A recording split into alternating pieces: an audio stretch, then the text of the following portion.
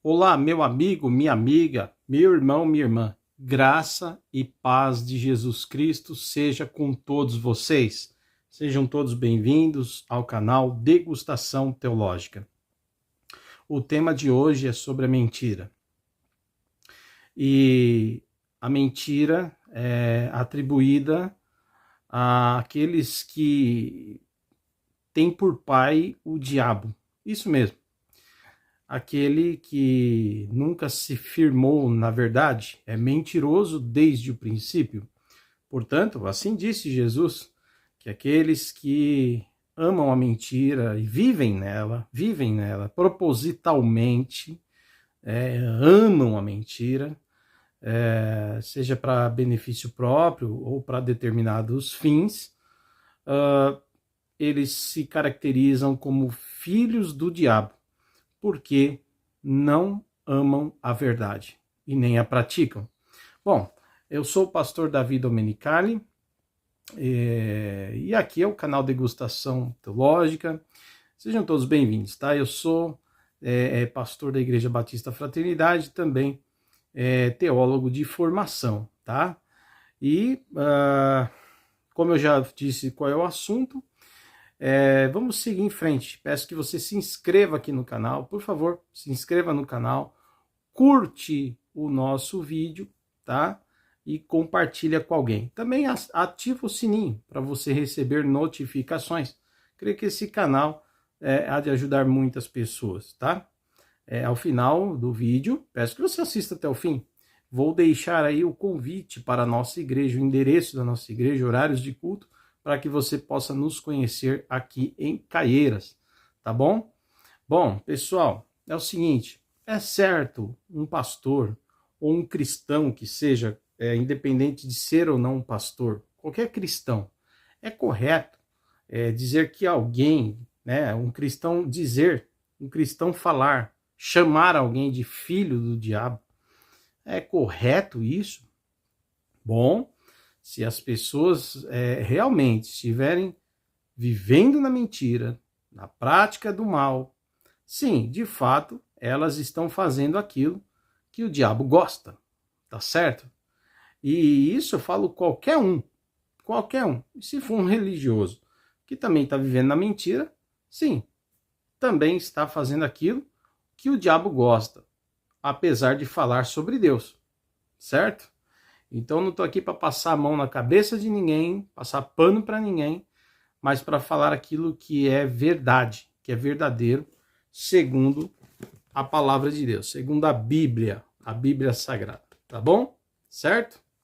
Bom, e aí o próprio Jesus, ele vai chamar os religiosos e os políticos, porque política e religião nos tempos de Jesus eram bem misturados. Não é muito diferente hoje, né? E eu acho que nunca será, porque essas coisas elas acabam cruzando o caminho uma da outra. Embora nós queremos lutar sempre para um Estado independente, né, da igreja, e uma igreja também independente do Estado, tá? Por isso que é importante a gente manter isso, Estado, igreja, igreja, para que ambos tenham o seu espaço, né, específico, mas sempre estarão, de certa forma, se cruzando, Estado, política e religião. Por quê? Porque existem códigos morais códigos morais que estão intrinsecamente ligados àqueles que são religiosos.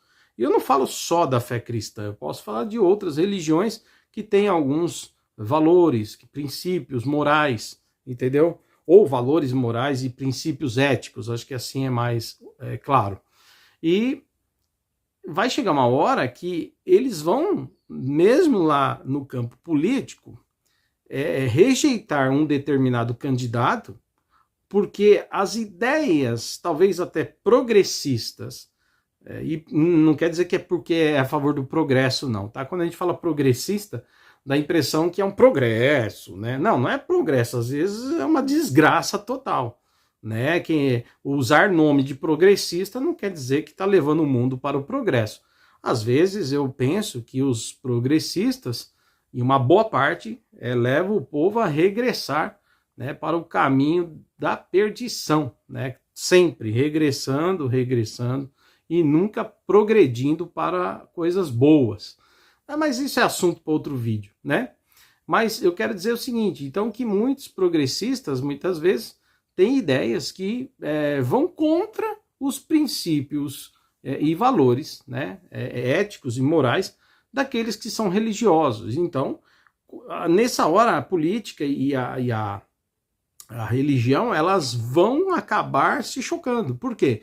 Porque o eleitor que tem esses princípios, que estão ligados à sua fé e sua religião, não vão querer um progressista lá, né, ditando ou trazendo normas, tá, que não agradam, né, esses religiosos, e aí eu quero colocar o cristianismo no meio, tá, e que muitas vezes vai até contra a fé, e às vezes vai afetar diretamente a vida diária desses religiosos, tá certo?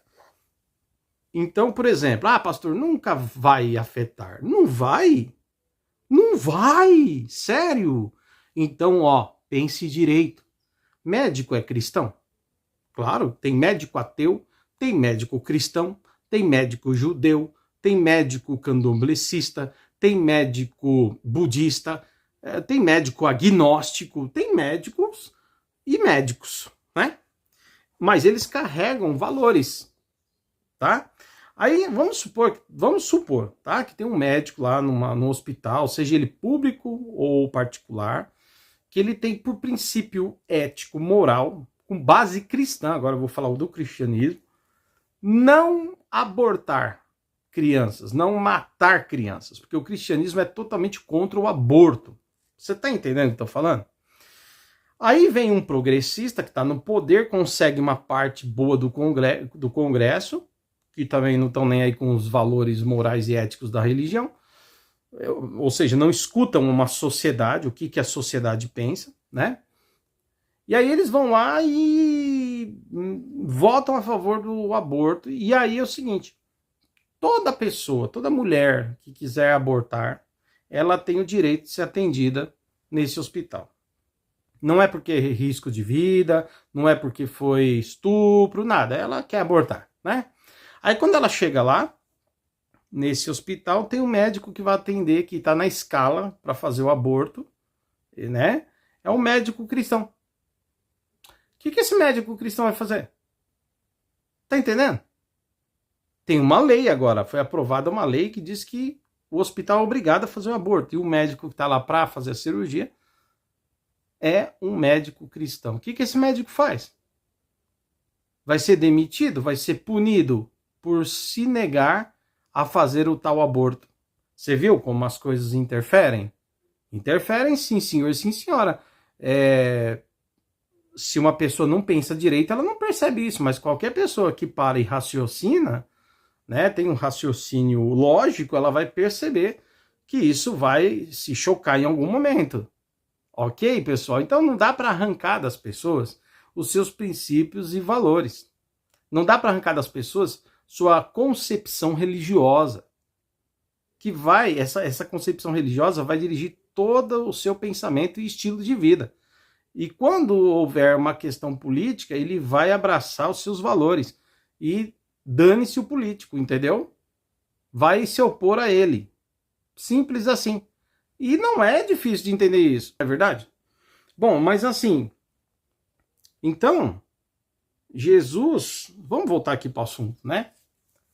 Jesus, lá nos tempos dele, no século I, né, lá naquela região onde Jesus pregava, andava, ele vai se opor aos religiosos da época, que eram hipócritas, mentirosos, e que faziam política. Isso mesmo, religião e política lá estava bem misturado, né? E apesar de hoje haver uma separação do Estado e da Igreja, isso é bom, mesmo assim, as pessoas, os cidadãos, têm seus valores. Então, em algum momento, eles vão na urna votar de acordo com sua moral e com sua ética, com sua conduta, de acordo com a sua cosmovisão de fé.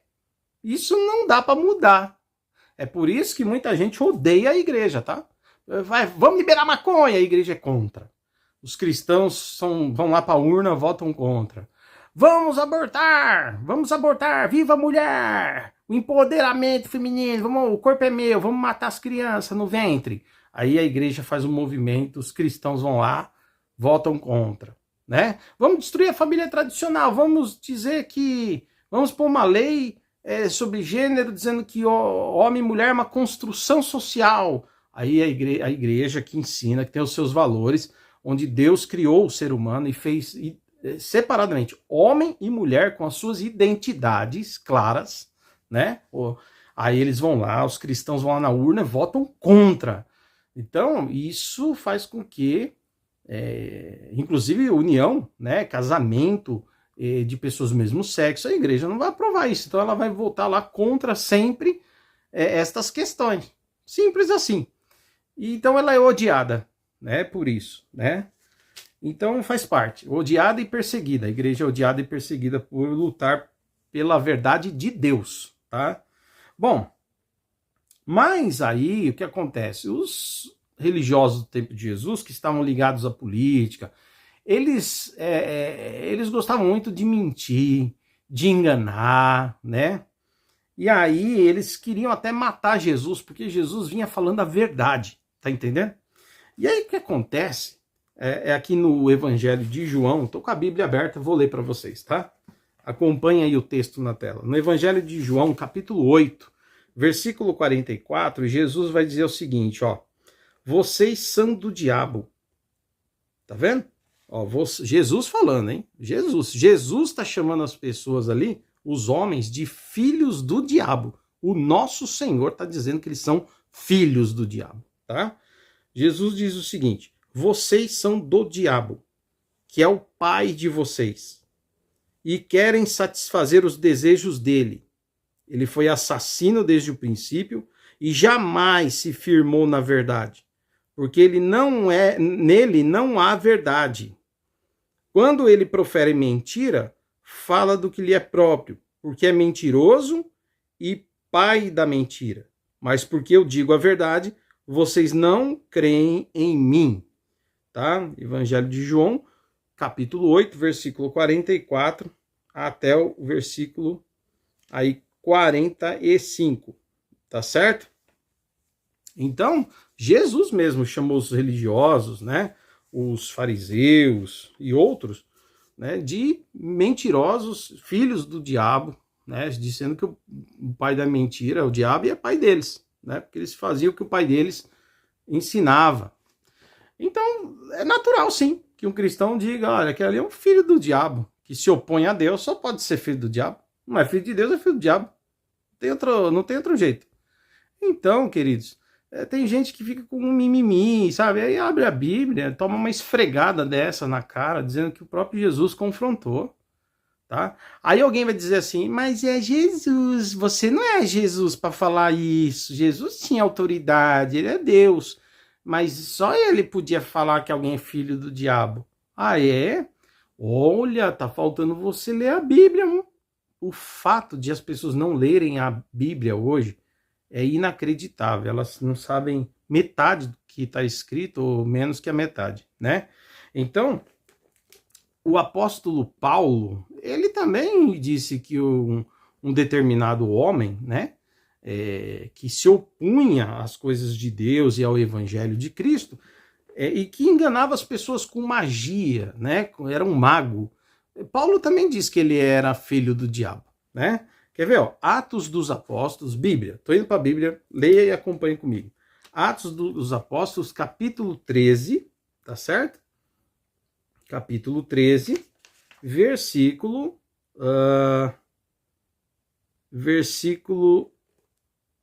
8, tá? Olha só, versículo 8 a seguir, diz assim: porém, o mago Elimas, e é assim que se traduz o nome dele, se opunha a eles, procurando afastar da fé o procônsul. Mas Saulo, também chamado Paulo, cheio do Espírito Santo, olhando firmemente para Elimas, disse: ó filho do diabo, cheio de todo engano, tá vendo aí? Toda mentira, todo engano, e de toda maldade, inimigo de toda justiça. Por que você não deixa de perverter os retos caminhos do Senhor? Eis que agora a mão do Senhor está contra você, e você ficará cego, não vendo o sol por algum tempo. De fato, depois que Paulo repreendeu e deu essa palavra, né, o homem ficou cego, né, e por um bom tempo ficou cego, né? E então, assim, Bíblia Sagrada. Eu mostrei para você, Paulo também chamou um homem aí que enganava, que mentia, que se colocava contra a verdade de Deus. Paulo chama de mentiroso, né? Porque ele realmente contava mentiras. Fake news, né? Bom, então, não adianta as pessoas tentarem nos censurar quando nós vemos um homem que mente demais, mente, dizer esse cara é um filho do diabo, né? Então é o seguinte, é interessante que estão querendo censurar, estou gravando esse vídeo em janeiro de 2025, estão querendo censurar, né, as redes sociais, né? Daqui a pouco eu falo sobre isso, tá? Porque existe muita mentira, muita gente fazendo fake news e tal, papapá, né? É o que dizem, né, que estão dizendo. E depois desse meu comentário, eu vou voltar e falar sobre isso. Fica aí até o fim. Fica até o fim, aguenta aí, tá? E se alguém aqui é idólatra de Lula, idólatra de Bolsonaro, esse não é um canal para você, porque aqui, irmãos, nosso compromisso é com Cristo e com a palavra de Cristo. E nós estamos vivendo um momento de muita coisa ruim, de muita mentira e de muita hipocrisia, tá? Dentro, fora da igreja, tá? E principalmente no cenário político, né? E hoje é um vídeo sobre mentira, tem tudo a ver com a Bíblia, com a teologia, tá?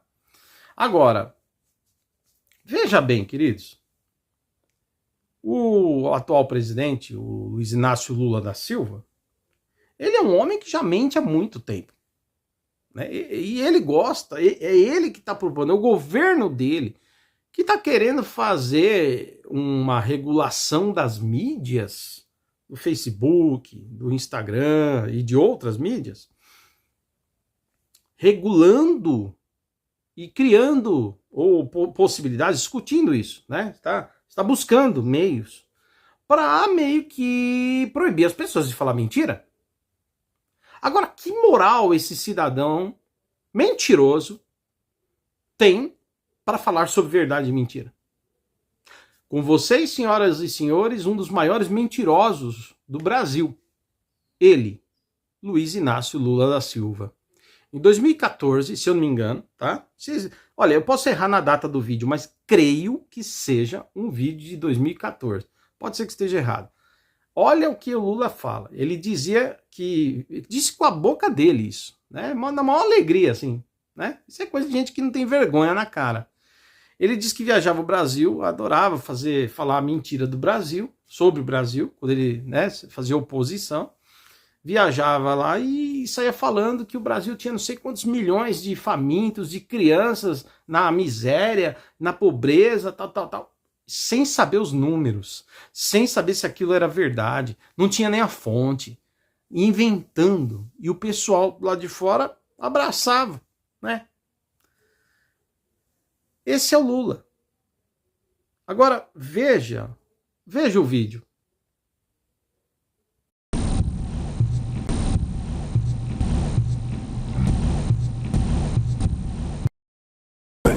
Como eu fui oposição há muito tempo, eu cansei de viajar o mundo falando mal do Brasil, gente. Era bonito a gente viajar o mundo e falar: no Brasil tem 30 milhões de crianças de rua, no Brasil tem 30 milhões. A gente nem sabia, tem não sei quantos milhões de abortos, era tudo clandestino, mas a gente ia citando números, sabe? Se o cara perguntasse a fonte, a gente não tinha, mas a gente ia citando números. Eu não esqueço nunca, eu estava debatendo, o Roberto Marinho e o Jaime Lerner em Paris. Aí eu estava lá falando, tinha os números, não sei de que entidade que era, também não vou dizer aqui, porque eu já tenho 68 anos, não vou. Mas eu estava dizendo, porque no Brasil tem 25 milhões de crianças de rua. Eu era aplaudido calorosamente pelos franceses. Quando eu terminei de falar, o Jaime Lerner falou assim para mim, ô Lula, não pode ter 25 milhões de crianças de rua, Lula. Porque senão a gente não conseguiria andar nas ruas, Lula. É muita gente. Viu aí a mentira do Lula? Não é brincadeira. E as mentiras dele durante a campanha? Gente do céu, não é brincadeira. Ele prometeu picanha, disse que a gasolina não aumentaria mais, né?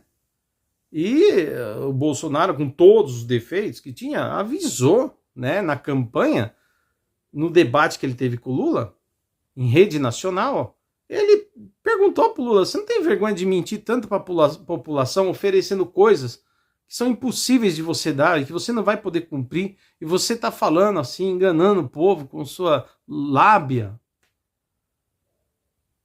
Olha só, eu vou colocar aí o vídeo. Veja a sequência de mentiras na campanha. Olha aí. E agora o senhor está prometendo picanha e cerveja. O senhor não fica vermelho com essas propostas mirabolantes e mentirosas?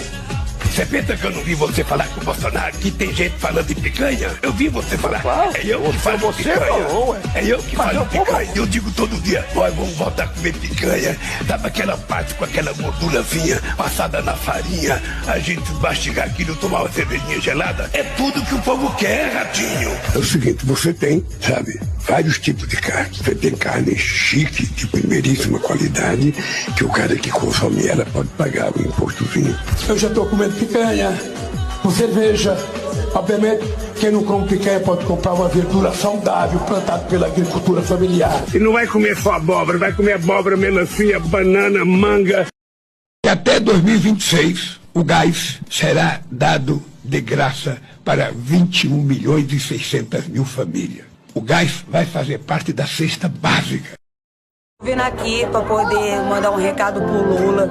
Lula, tô vindo aqui para poder te pedir para você abaixar o valor das coisas, entendeu?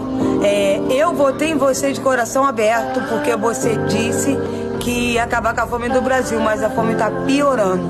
Então eu tô vindo aqui para poder pedir você para poder abaixar o preço das coisas, que estão tudo muito caro. O arroz tá caro, o pó de café tá caro, o feijão tá caro, o óleo tá caro, o leite tá caro, entendeu?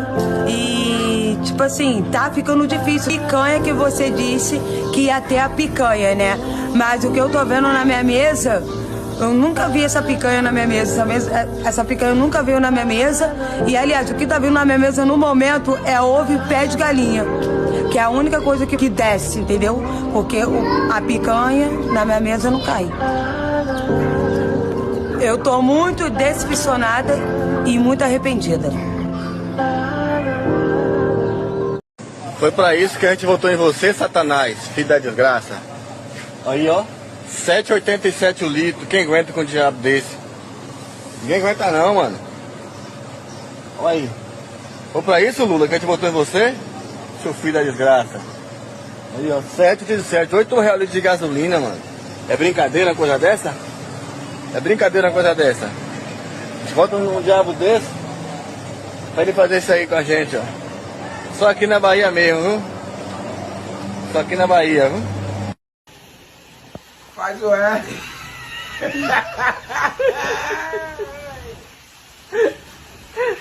Faz o R. Na porta do mercado não tem quem não reclame dos preços. Banana principalmente, que é coisa corriqueira. Cara, pra caramba. As frutas estão entre os alimentos que mais pesaram na inflação em 2024. Ficaram 12% mais caras. Para fazer valer o dinheiro da aposentadoria, seu João vai às compras todos os dias em busca de promoções. Eu olho o preço em vários mercados. Antes de comprar, eu pesquiso e procuro comprar onde o preço é melhor. Em dezembro, os preços de alimentação e bebidas tiveram o 4º mês consecutivo de alta e foram os que mais impactaram a inflação. Um aumento de mais de 7% no ano passado. E agora um simples cafezinho pode pesar no bolso do consumidor, porque o café moído aumentou quase 40%. Muita gente sentiu o baque. O preço tá um absurdo, tá um horror. Você pode levar 50, 100 reais, você não sai com quase nada. Nada, quase nada. Só o quilo do café, R$28. Eu procuro o lugar mais em conta que tem para poder economizar, porque não tem condições, muito caro. As carnes tiveram maior impacto no grupo de alimentação e bebidas e os preços aumentaram 20% no ano. E o leite longa-vida também ficou mais caro, quase 19%. E olha, a piora foi generalizada. Juros, dólar e inflação. Vamos dar uma olhadinha, hein? O IPCA, que é o índice geral de preços, né, é o que baseia a inflação, o pessoal está apostando que vai bater muito perto de 5, fora do centro da meta, pois é, do teto da meta, que é 4,5, então quase meio ponto percentual acima do teto da meta. Não estou nem falando de centro, estou falando da banda superior. Por isso, estão apostando em juros de 15% até o final do ano. Então, estão levando em conta o que o BC sinalizou.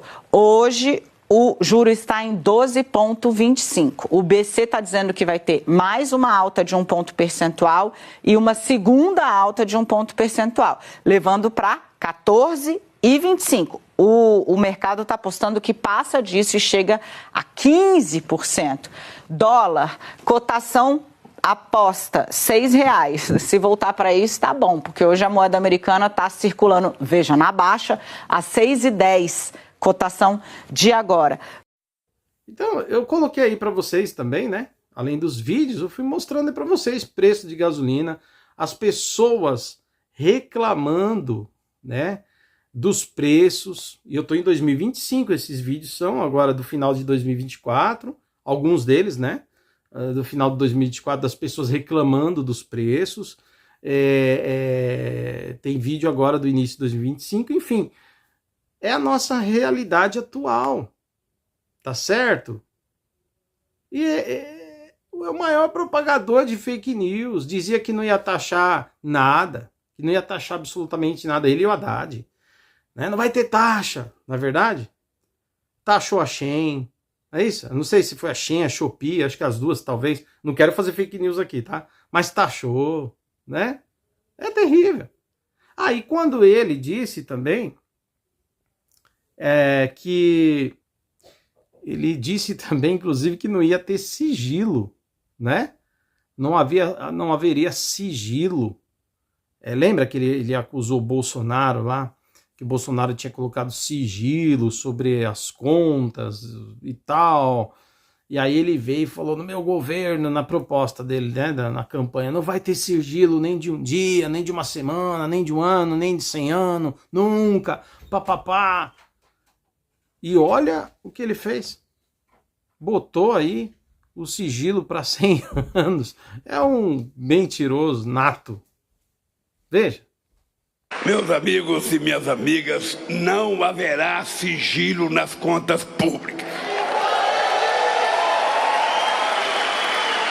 Não haverá sigilo de 100 anos, nem de 10 anos, nem de um dia. E o portal da transparência voltará a funcionar, companheira Dilma. E a lei de acesso à informação será cumprida.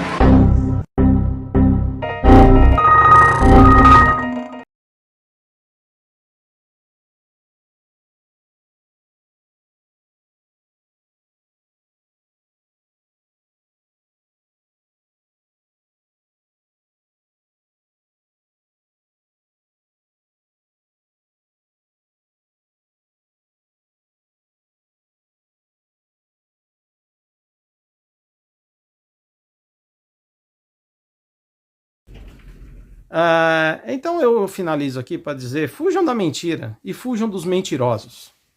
Fuja da mentira e fuja dos mentirosos, ok? Eu não estou falando de alguém que uma vez, por um motivo ou outro, falhou numa mentira, num momento de vacilo, mentiu, que se arrependeu. Eu estou falando de alguém, como esse cidadão aí, que mente há muito tempo e continua mentindo, e como muitos fazem. Dentro e fora da política. Até na religião tem. Que Deus nos guarde e nos livre. E que você, se tem caráter, e que se você tem Deus no teu coração verdadeiramente, certamente você não vai viver na mentira e não vai ser amigo ou aprovar a prática ou as falas dos mentirosos. Você não faz parte deles. Ok? Bom, aí, para finalizar, eles vêm aí com essa coisa da regulação da mídia, né? Veja esse vídeo no jornal.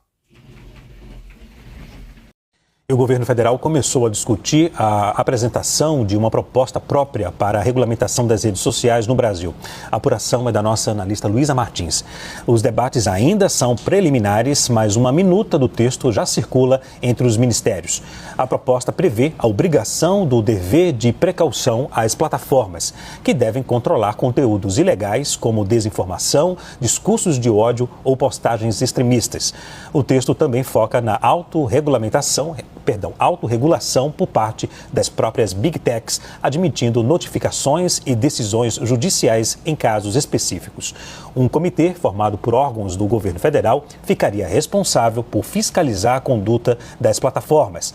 O projeto se alinha ao que defendeu o presidente do Supremo Tribunal Federal, ministro Luiz Roberto Barroso, no julgamento sobre a regulamentação das redes sociais. O país do tamanho do Brasil, com o potencial do Brasil, precisa parar de ser um país em via de desenvolvimento. Pelo amor de Deus, nós já jogamos muita chance fora. A gente não pode permitir levantar de manhã com o celular ouvindo mentira, dormir com o celular ouvindo mentira, almoçar com o celular ouvindo mentira, ir no banheiro com o celular ouvindo mentira, almoçar com companheiros sem conversar porque estão ouvindo mentira.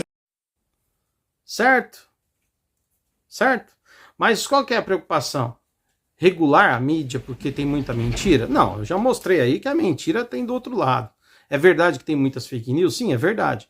Mas já existem as agências de checagem que elas não proíbem o vídeo de circular, mas elas informam, elas notificam, esse vídeo contém fake news, esse vídeo não é bem assim.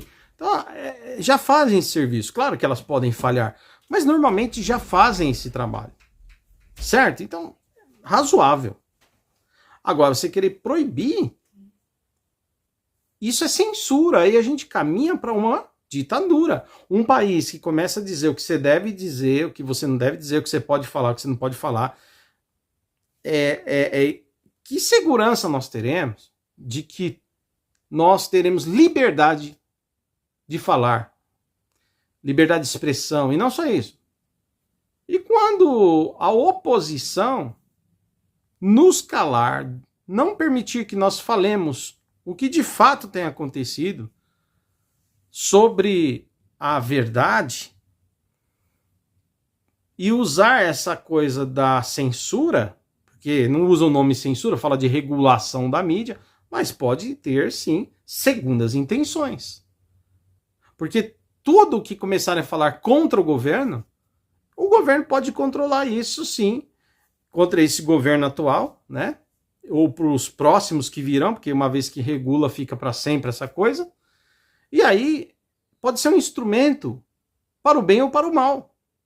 Porque o governo pode dizer, não é assim, não é bem assim. E aí, aquilo que foi decretado, né? Que virou tipo de uma lei, vai derrubar qualquer comentário, seja no Facebook, Instagram, X e qualquer outra coisa que tenha.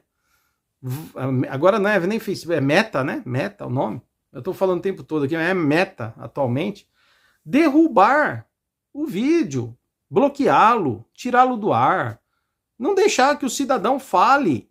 Isso se não houver outras punições ainda. Mas por quê? Porque o governo pode sim instrumentalizar isso e dizer: não vamos permitir que falem sobre nós ou contra nós. Tudo que for contra o governo será chamado de mentira, será chamado de fake news. Pode acontecer? Claro que pode. Então a censura não é o melhor caminho.